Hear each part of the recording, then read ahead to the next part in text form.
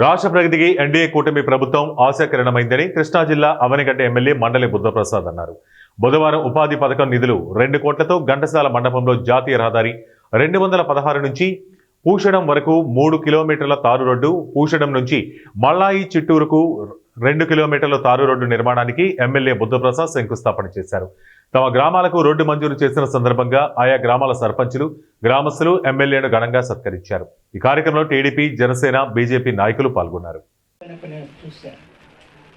అలాగే నీటికి ఏదైనా ఇబ్బంది వచ్చిన పరిస్థితుల్లో మీకు నీళ్ళు ఇవ్వడం కూడా ఎప్పుడు గగనమైన పరిస్థితి వచ్చింది. అలా అతివృష్టి వచ్చిన, అనావృష్టి వచ్చిన నష్టపోతున్న రైతులను ప్రత్యేకించి పోషణం ఈ చిట్టూరు ఈ ప్రాంతంలో ఎక్కువగా ఉంది. అయితే ఇవాళ మీ అందరికీ తెలుసు, ఈ ఇరిగేషన్ రంగానికి గత 5 సంవత్సరాలుగా జగన్మోహన్ రెడ్డి గారి పరిపాలన పైసా ఇచ్చిన పరిస్థితి.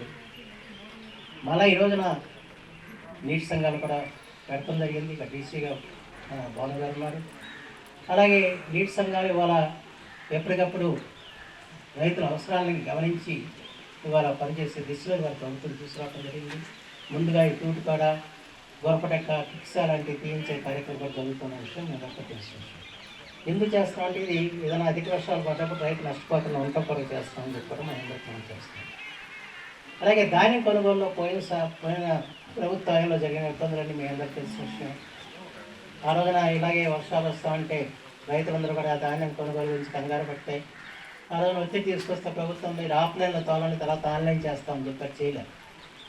చివరికి ఆ ప్రభుత్వం పోయినట్టుకి 1600 కోట్ల రూపాయలు వాళ్ళ రైతులకు బకాయిలు అంటే ఆ 1600 కోట్ల రూపాయల బకాయిల్ని తీర్చిన ఘనత మాత్రం చంద్రబాబు గారు అని చెప్పి మనం చేస్తాం.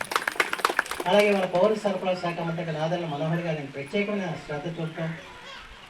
పోయినసారి కూడా ఇదే టైంలో కొంచెం ఈ జాతీయ రహదారి మీద మీరు పండించుకున్న వరిని, ధాన్యాన్ని అక్కడ తడిచినప్పుడు, ఈ వర్షాలు తడిచినప్పుడు, మొలకెత్తుల పరిస్థితి వచ్చినప్పుడు ఆ మొలకెత్తుల ధాన్యాన్ని, తడిసిన ధాన్యాన్ని కూడా కొనగాలి